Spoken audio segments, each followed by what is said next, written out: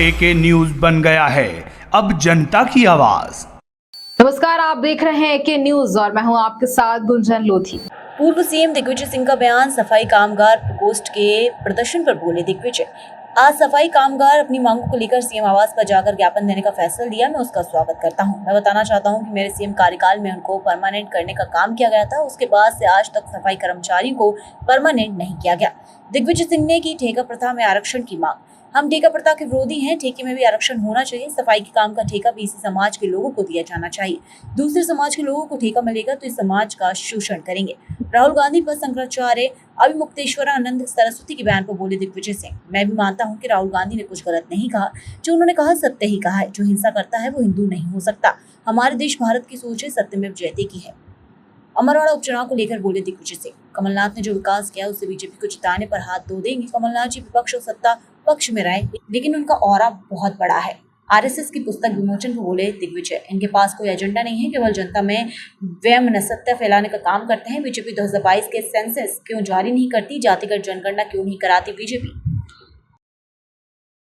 मैं पूरे तरीके से उनकी मांगों का समर्थन करता हूं और याद दिलाना चाहता हूं कि मेरे कार्यकाल में जितने लोग टेम्पररी लगे हुए थे उनको सबको परमानेंट हमने किया था।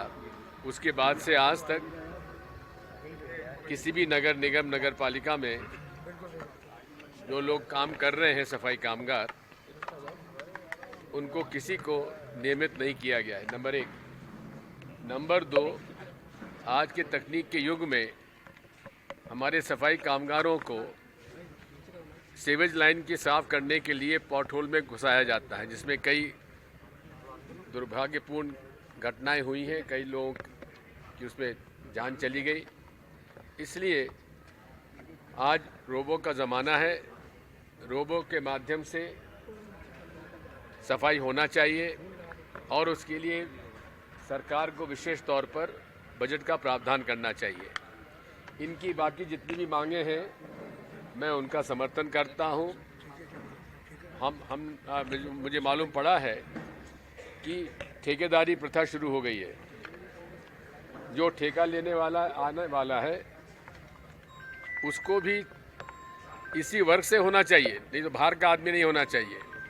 नहीं तो होगा कि दूसरे लोग, जाति के लोग उसमें ठेका लेंगे और इन सफाई कामगारों का शोषण करेंगे। इसलिए ये जितने भी अस्पताल हैं, नगर पालिका निगम है, पहले तो हम इसके ठेके प्रथा के खिलाफ हैं। यदि उनको ठेका प्रथा लागू ही करना है, अगर उनकी भाजपा की जैसी नीति होती है, वो ठेकेदारों से ज़्यादा प्रसन्न रहते हैं क्योंकि वहाँ उनको कमीशन भी मिल जाता है। इसलिए हम उसके विरोधी हैं।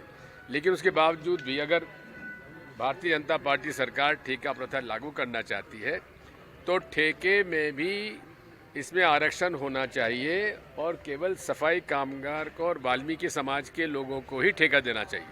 शंकराचार्य जी का एक बयान आया, उन्होंने कहा कि राहुल गांधी के बयान को गलत तरीके से प्रचारित किया है, ऐसे लोगों को दंड मिलना चाहिए। फिलहाल इस खबर में इतना ही। बन रही एके न्यूज पर। नमस्कार।